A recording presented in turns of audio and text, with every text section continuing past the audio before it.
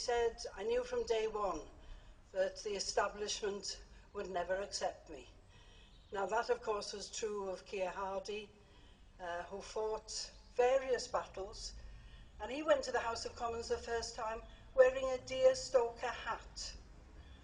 And people for ages afterwards said, you know, this wasn't appropriate for somebody who is now leader of the Labour Party. Anyway, as you know, clothes are not important, and I think Jeremy Corbyn is making that quite clear now. I've known him for 30 years or more, and Jeremy Corbyn is a man of great integrity and sincerity, and I'm very pleased that he is the leader now of the Labour Party in Parliament. Now, Kier Hardie was a tremendous man. He fell out with people in this constituency over the war, but at the time, of course, he was known as a fighter for the workers. He went down the pits when he was aged 10, and his experiences then, I think, established him as somebody who would always fight for the rights of the workers. And he did that throughout his life. He was a trade unionist, he was an internationalist, he fought with Gandhi for self-rule for India. And it's not surprising that when we put the bust here through public subscription, when it came to the base, we realized it was going to be so expensive that we couldn't afford it. So I went to the Indian High Commission, reminding them of the links that Gandhi had with this constituency, and they immediately said, no problem.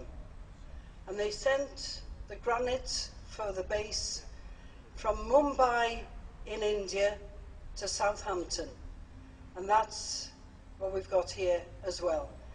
So I'm sorry we haven't managed to get anybody from the Indian High Commission this time, but Gandhi and Kier Hardie were great friends. So I'm very proud to have followed him as chairman of the Parliamentary Labour Party, and in 2006, when we were commemorating him, I made the speech in Parliament about Kier Hardie. I'm not going to make that same speech today because I'm sorry you're having to stand, but I do say that I'm very proud to, I hope, follow in some of the traditions of Kier Hardie. He was a very important man, and I wish they wouldn't keep saying he was MP for Merthyr. Because recently I went to listen to Ken O'Morgan, Lord Morgan, make a speech in the Speaker's House about Kier Hardie, and he kept talking about Merthyr. And at the end I got up and I said, I'm sorry Ken, but you missed out Aberdare.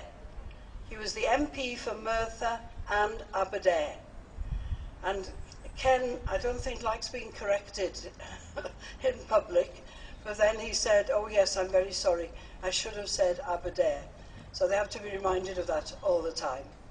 But thank you very much for coming here today, and it's a great privilege again to honour Kier Hardie and everything he stood for.